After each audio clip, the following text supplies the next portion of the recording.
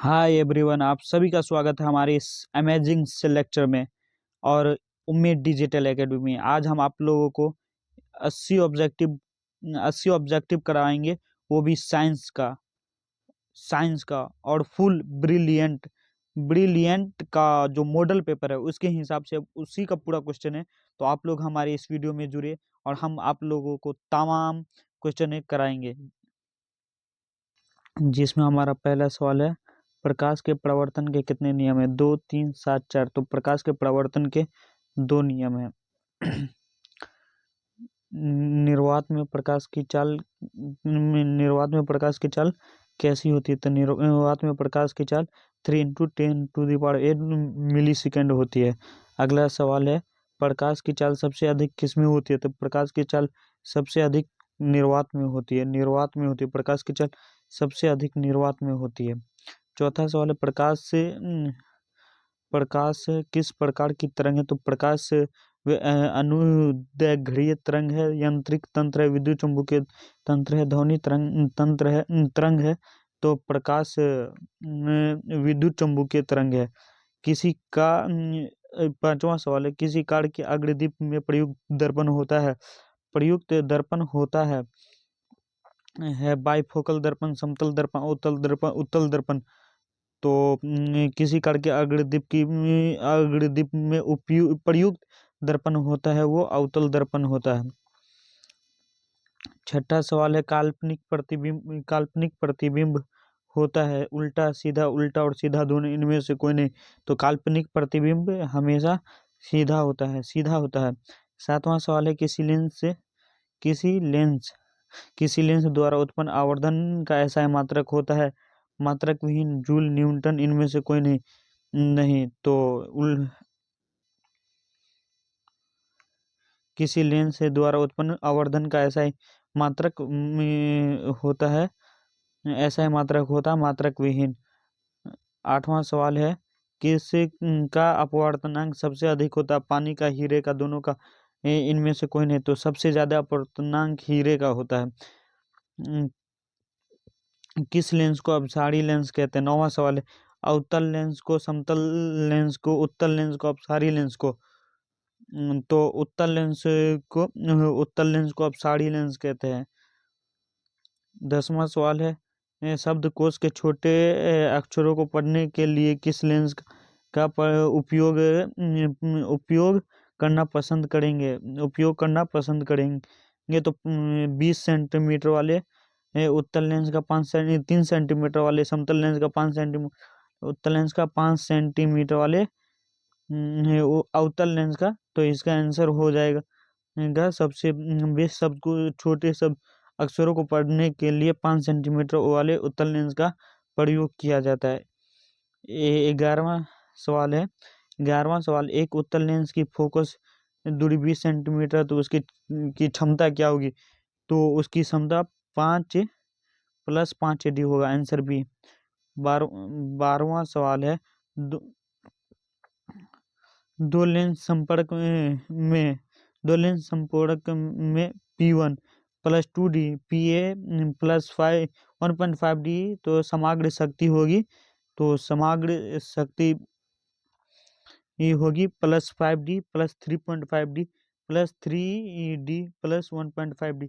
तो इसका आंसर हो जाएगा +3.5D। 13वां सवाल है, प्रतिरोध की व्याख्या किस नियम में होती है? जूल के नियम में, न्यूटन के नियम में, ओम के नियम में, तो फ्लेमिंग के नियम में। तो प्रतिरोध की व्याख्या ओम के नियम में होता है। चौथा सवाल है, तार की मोटाई बढ़ने पर उसका प्रतिरोध, तार की मोटाई बढ़ेगी तो उसका प्रतिरोध क्या होगा? तो घटेगा, बढ़ेगा, अपवर्तित होगा, अनंत होगा। तो उसकी मोटाई, तार की मोटाई बढ़ने पर उसका प्रतिरोध घटेगा। 15वां सवाल है, प्रतिरोध का ऐसा मात्रक होता है ओम मीटर, ओम बाई मीटर या वोल्ट। तो प्रतिरोध का ऐसा मात्रक ओम मीटर होता है। 16वां सवाल है, विद्युत शक्ति का सही व्यंजक है? विद्युत शक्ति का सही व्यंजक है P बराबर V square by R square, P बराबर V स्क्वायर बाय आर। तीसरा ऑप्शन है P बराबर V स्क्वायर बाय आर। चौथा ऑप्शन है P बराबर V आई। तो विद्युत शक्ति का सही व्यंजक है P बराबर V square by R, option number C. 17वां सवाल है, दिक् सूचक में विक्षेपण किसके परीक्षण में दिखा था? किसके परीक्षण में दिखा था? ओरेस्टेड के, न्यूटन के, फ्लेमिंग के, मैक्सवेल के। तो इसका ऑप्शन आंसर हो जाएगा ओरेस्टेड के दिक् सूचक में विक्षेपण किसके परीक्षण में दिखा था? ओरेस्टेड के।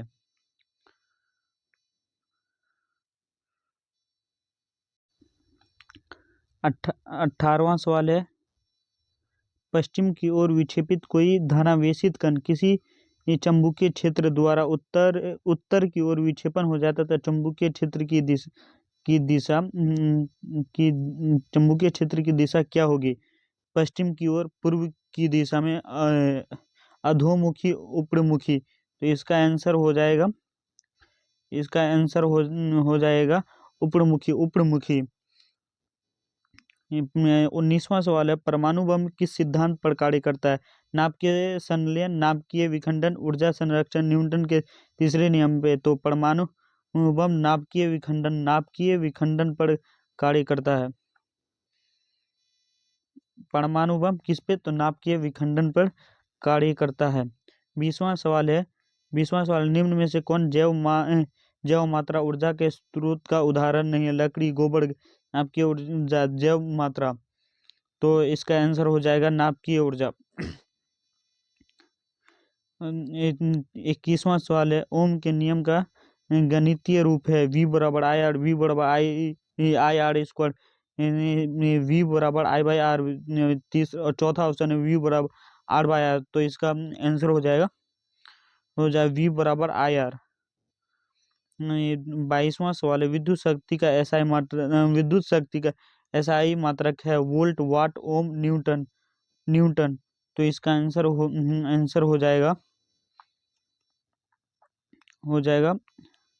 वाट।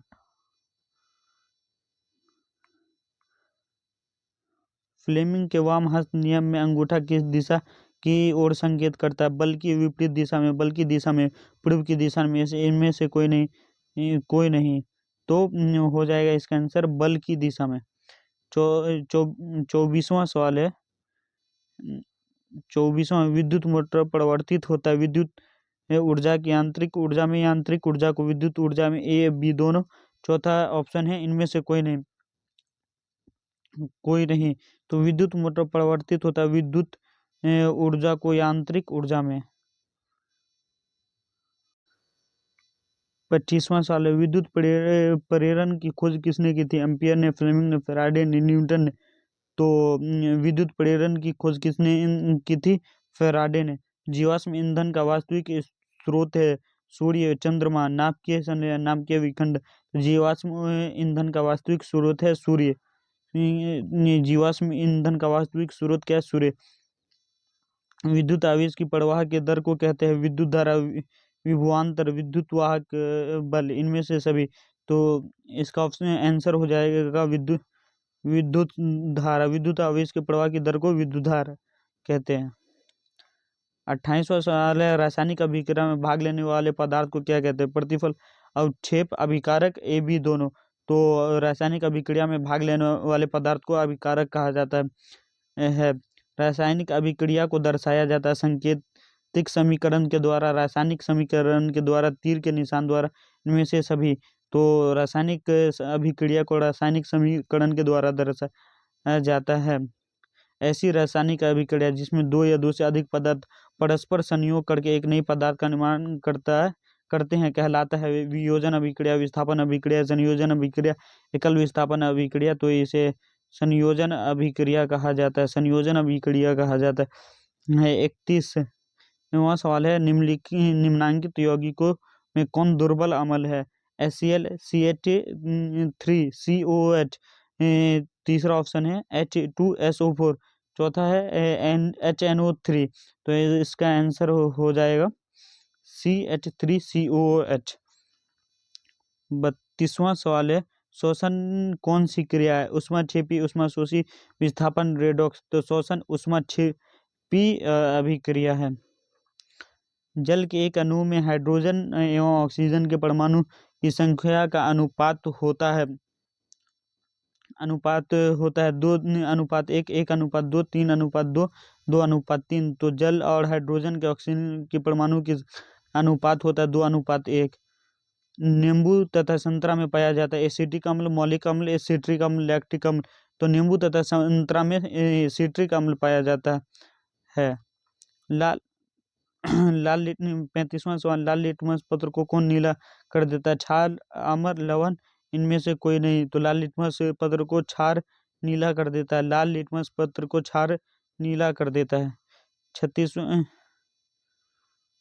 36वां सवाल है शुद्ध जल का पीएच मान क्या होता है?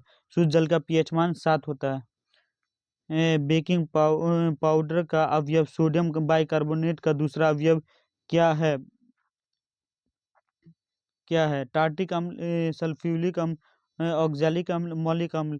तो बेकिंग पाउडर का एक अवयव सोडियम बाइकार्बोनेट है, इसका दूसरा अवयव क्या है? टार्टिक अम्ल। 38वां सवाल है सिरका में निम्न में से कौन सा अम्ल पाया जाता है? एसिटिक अम्ल, सिट्रिक अम्ल, ऑक्सैलिक अम्ल, टार्टिक अम्ल। तो सिरका में कौन सा अम्ल पाया जाता है? एसिटिक अम्ल। 39वां सवाल है डैश वो क्रियाशील मूलक है ईथर का, एल्कोहल का, एल्डिहाइड का, कीटोन का। तो डैश ओ डैश क्रियाशील मूलक है किसका? ईथर का। एल्केन का सामान्य सूत्र है CnH2n+2 CnH2n सी। तीसरा ऑप्शन है CnH2n+1। चौथा ऑप्शन है CnH2n2। तो एल्केन का सामान्य सूत्र है CnH2n+2। बेंजीन का अनुसूत्र है C12H22O11 C6H5OH सी। तीसरा ऑप्शन है C6H6। चौथा ऑप्शन है C2H5OH। तो बेंजीन का अनुसूत्र होता है C6H6। एसिटिक अम्ल का IUPAC नाम है एथेनोइक अम्ल, मेथेनोइक अम्ल, सल्फ्यूरिक अम्ल, हाइड्रोक्लोरिक अम्ल। तो इसका हो जाएगा एसिटिक अम्ल का IUPAC नाम है एथेनोइक अम्ल।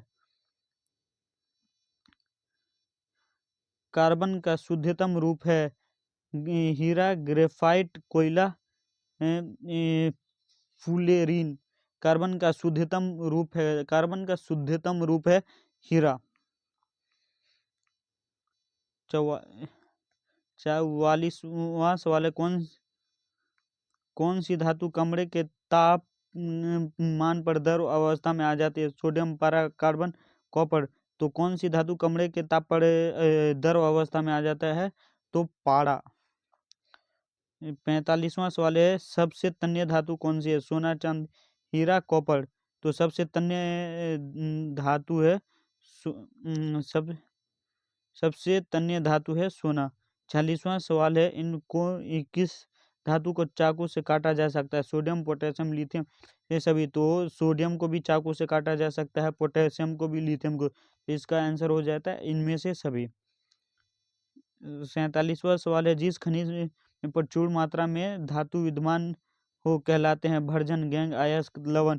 जिस खनिज में प्रचुर मात्रा में धातु विद्यमान होता है उसे अयस्क कहा जाता है। Answer number C. पीतल मिश्रण है तांबा शीशा का, तांबा जस्ता का, पारा सीने बार का, इनमें से कोई नहीं। तो पीतल किसका मिश्रण है? तांबा प्लस जस्ता का। ऐसे तत्व जो इलेक्ट्रॉनों को त्याग कर धनात्मक आयन बनाते हैं कहे जाते हैं अधातु, धातु, उपधातु। इनमें से कोई नहीं। जो इलेक्ट्रॉनों का त्याग करते हैं और धनात्मक आयन बनाते हैं उन्हें कहा जाता है धातु। आधुनिक आवर्त सारणी में बाईं से दाईं ओर जाने पर परमाणु साइज बढ़ती है घटती है, कभी बढ़ती कभी घटती है, वर्तित होती है। तो इसका आंसर हो जाएगा आवर्त सारणी बाईं से दाईं ओर जाने पर परमाणु साइज घटता है।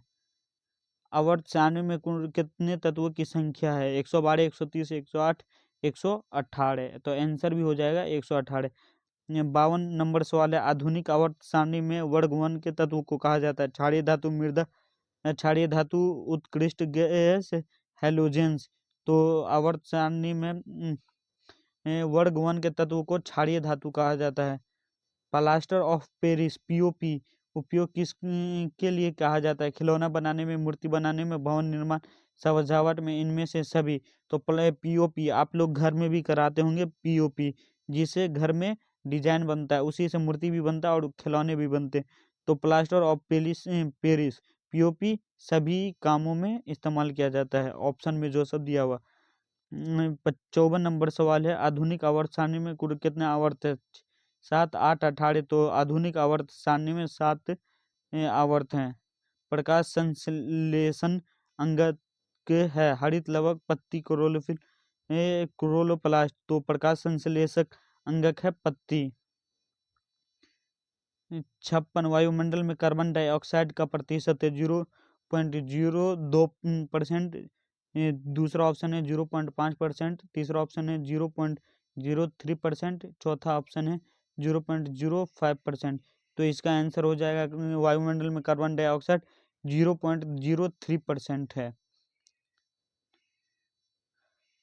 57 नंबर सवाल हो जाएगा, मानव आहार नाल की सबसे लंबा भाग है? बड़ी आंत, छोटी आंत, आमाशय, यकृत। तो मानव आहार नाल में सबसे लंबा भाग है छोटी आंत। नाम छोटा है लेकिन काम बड़ा है, तो सबसे लंबा भाग है आहार नाल का सबसे लंबा भाग है छोटी आंत। पौधे भोजन में किस रूप में जमा होता है? पौधे में भोजन किस रूप में जमा होता है? ग्लूकोज के रूप में, स्टार्च के रूप में, CO2 के रूप में, प्रोटीन के रूप में। तो पौधे में भोजन किस रूप में जमा होता है? स्टार्च के रूप में। पितरस कहाँ स्रावित होता है? अग्नाशय में, आमाशय में, छोटी आंत में, यकृत में। तो पितरस कहाँ स्रावित होता है? यकृत में। 60वां नंबर सवाल है, डिप्सिन एंजाइम। डिप्सिन एंजाइम का कार्य है? वसा का पाचन, CO2 का पाचन, प्रोटीन का पाचन, इनमें से कोई नहीं। तो डिप्सिन एंजाइम का कार्य है प्रोटीन में पाचन।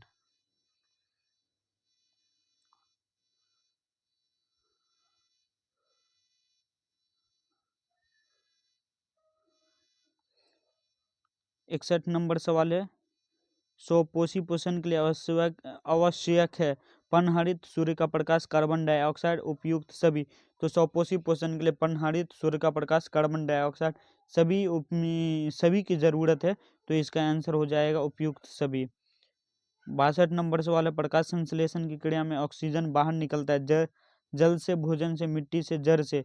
तो आंसर हो जाएगा जड़ से, जड़। Answer number D. 63 नंबर सवाल है, पौधे में प्रकाश संश्लेषण का स्थान है? Chromoplast, chloroplast, xylem, phloem. तो पौधे में प्रकाश संश्लेषण क्लोरोप्लास्ट में होता है, क्लोरोप्लास्ट में होता है। 64 नंबर सवाल, मानव शरीर में केंद्रीय पंप अंग है? वृक्क, हृदय, फेफड़ा और यकृत। तो मानव केंद्रीय पंप हृदय, हार्ट ही ना धड़कता है, तो पंप जो करता है वो हृदय ही पंप करता है। 65 नंबर सवाल है, मानव हृदय में कुल कितने वेशम है? कितने चैम्बर है? चैम्बर।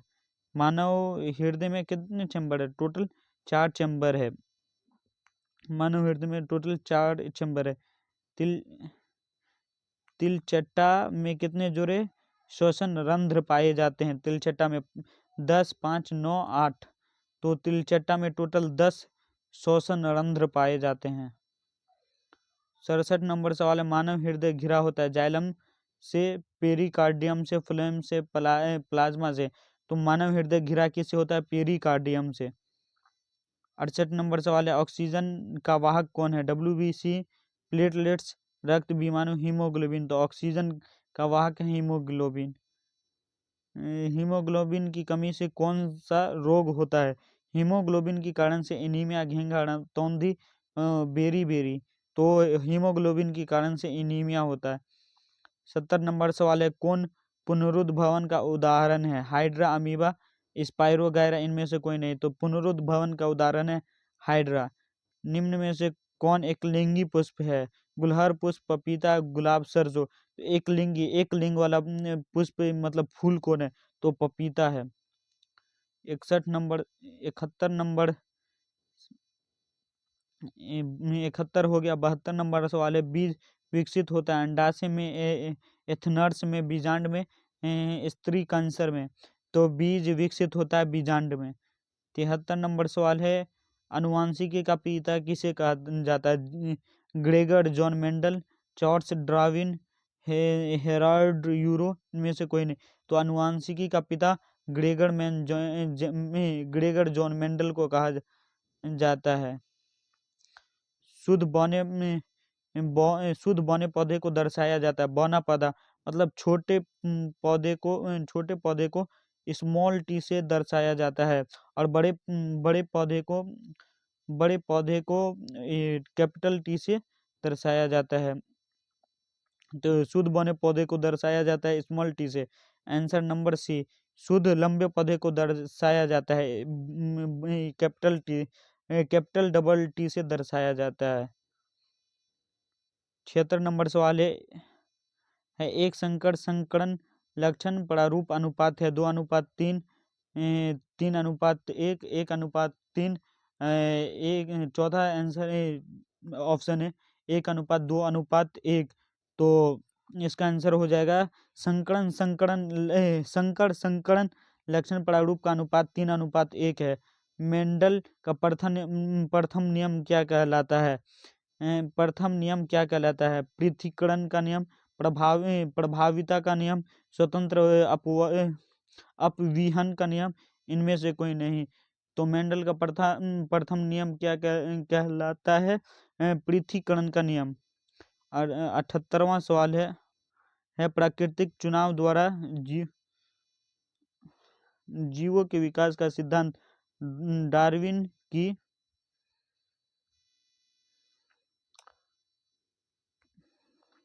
प्राकृतिक चुनाव द्वारा जीवों के विकास का सिद्धांत डार्विन वाद किसने दिया? लेमार्क ने, ग्रेगर जॉन मेंडल ने, अरस्तु ने, चार्ल्स डार्विन ने। तो डार्विनवाद है, तो चार्ल्स डार्विन ने ही दिया होगा। बिल्ली तथा मनुष्य के अग्रपात कहलाता है? असमजात अंग, समजात अंग, अवशेषी अंग, इनमें से कोई नहीं। तो बिल्ली तथा मनुष्य का अग्रपात मतलब अगला हाथ असमजात अंग कहलाता है। तितली तथा पक्षी के पंख उदाहरण है। सॉरी बच्चों, बिल्ली तथा मनुष्य के अग्रपाद समजात अंग कहलाते हैं। तितली तथा पक्षी के पंख असमजात अंग, समजात अंग, ए बी दोनों, इनमें से कोई नहीं। तो तितली तथा पक्षी के पंख असमजात अंग कहलाते। तितली तथा पक्षी के पंख असमजात अंग कहलाते। तो इस तरह हमारा 80 ऑब्जेक्टिव साइंस का कंप्लीट हुआ। और कल SST या फिर हो सकता है तो हम SST या फिर हिंदी का लेके आएंगे ऑब्जेक्टिव। तो इसी तरह आप लोग हमारे इस चैनल पे जुड़े रहें और हमारे इस चैनल को सब्सक्राइब भी करें। तो फिर मिलते हैं आप सभी से नेक्स्ट वीडियो में, तब तक के लिए।